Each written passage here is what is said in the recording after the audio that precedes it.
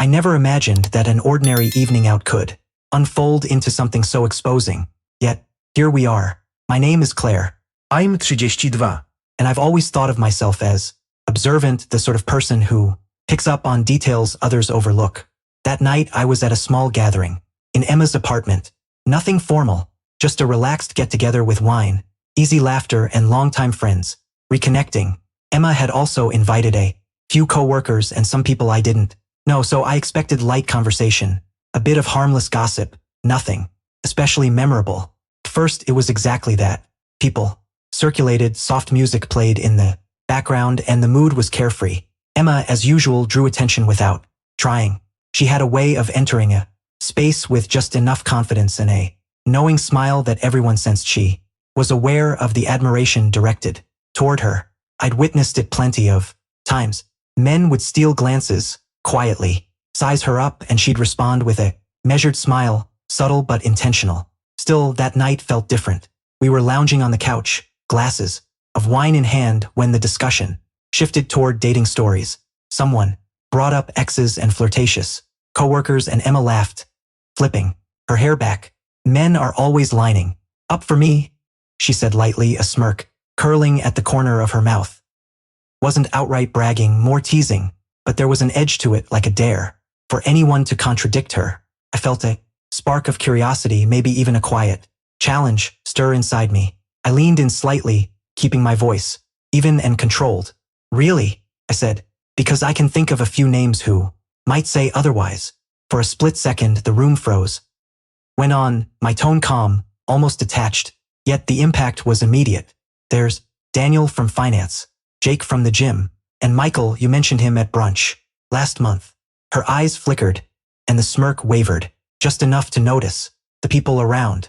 A stiffened discomfort rippled through the group in subtle movements and tense postures.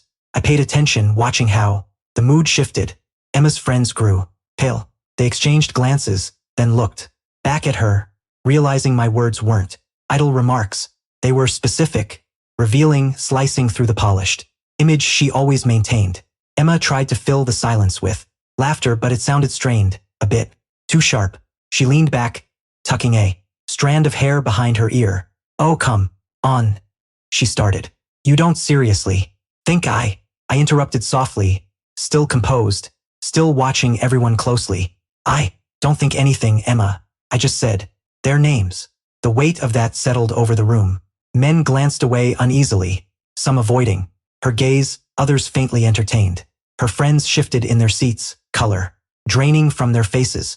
I could see them calculating how to respond, whether to defend her or quietly acknowledge that she'd always steered situations to her advantage. Emma leaned forward, trying to reclaim control, forcing a laugh. You're impossible, Claire, she said. Why do you always have to make things so real? I shrugged, letting the silence answer. For me, the tension hung thick, as if everyone sensed that something had been uncovered, a subtle revelation, a mirror held up to truths Emma rarely faced. Spoke again gently. I'm not saying anything new. You've always smiled and let people assume what they wanted. Just mentioned a few men who were open about their interest. My voice stayed steady, precise enough to draw everyone in. Emma's expression shifted, a fleeting micro-expression of shock and calculation crossing her face. Her friends, now visibly unsettled, traded looks. The playful atmosphere from earlier had vanished. For the first time, the confident, untouchable Emma seemed faintly exposed.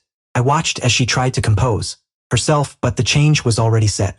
The balance had shifted. The room fell quiet, then murmurs began, soft acknowledgments of what had come to light.